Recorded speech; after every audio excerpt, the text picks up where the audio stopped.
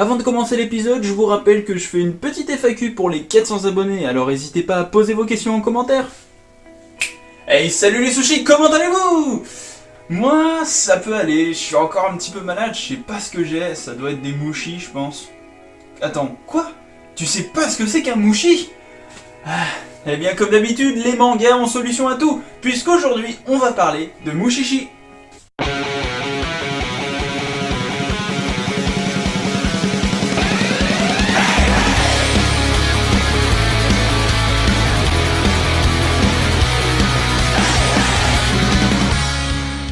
Mushishi est un manga créé en 2000 par Yuki Urushiba. Il est classé dans la catégorie Seinen et est de type aventure fantastique. L'œuvre est éditée en France par Kana et comporte au total 10 volumes. Ginko est un Mushishi, un expert en mushi. Ce sont des petits organismes démoniaques qui parasitent les humains et que seuls quelques hommes peuvent voir. Conscient de son don, notre héros dépressif erre de village en village à la recherche de ces cas de possession afin d'y apporter soulagement et guérison. Voilà une lecture bien singulière que Mushishi, une atmosphère unique de sérénité et de contemplation, un dépaysement pour les yeux et un héros bien particulier. C'est un manga qui va à contre-courant de tout ce qu'on a l'habitude de voir, une ambiance assez calme qui donne l'impression que le monde tourne au ralenti, et surtout Ginko. Un protagoniste ni surhomme, ni prophète, ni quoi que ce soit, simplement un humain. Et même s'il possède un don particulier, il doit lui aussi se protéger des mushis. Quoique pour ça il doit fumer beaucoup, alors je sais pas si le cancer du poumon c'est mieux.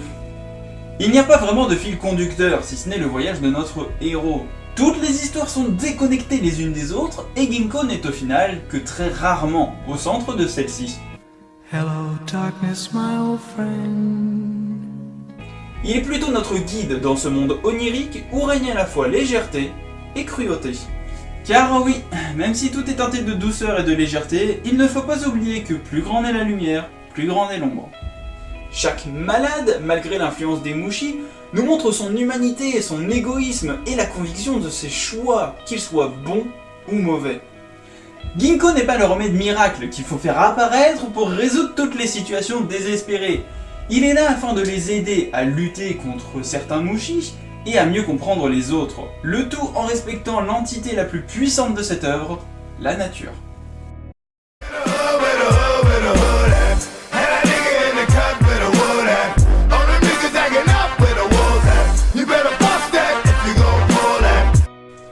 Toutes les histoires ne finissent pas toujours bien.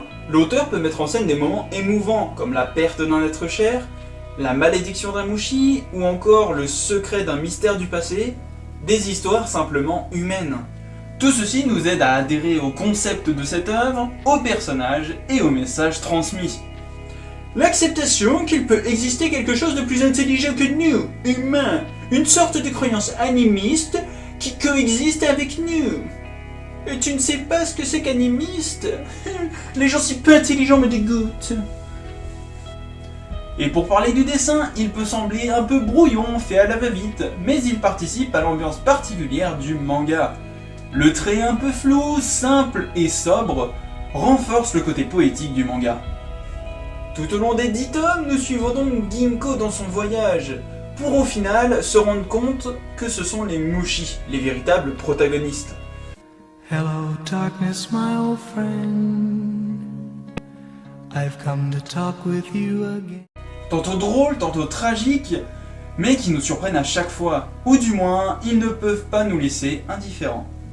Véritable hôte de la nature et de la faiblesse humaine, ce manga onirique raconté à la manière d'une fable est teinté de poésie, de malheur et de vérité.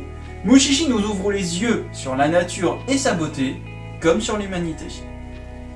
J'espère une fois de plus que cette vidéo vous ait plu. Perso, la première fois que j'ai ouvert Mushishi, j'ai été choqué, que ce soit par le dessin, ou même l'histoire que l'on suit au fur et à mesure, on enfile les tomes, et on se dit « Waouh, j'ai lu tout ça !» Enfin bref, la semaine dernière j'étais malade comme un chien, normal que j'ai pas pu faire de vidéo, mais bon, je dis pas que je vais rattraper, mais en tout cas, ce mois-ci je vais peut-être, je dis bien normalement si j'ai le temps de tout faire le montage, une vidéo spéciale que ça fait très longtemps qu'elle n'est pas sortie sur la chaîne, et en tout cas j'espère que ça va vous plaire. En tout cas je vous dis comme d'habitude, à la prochaine, tchuss les sushis.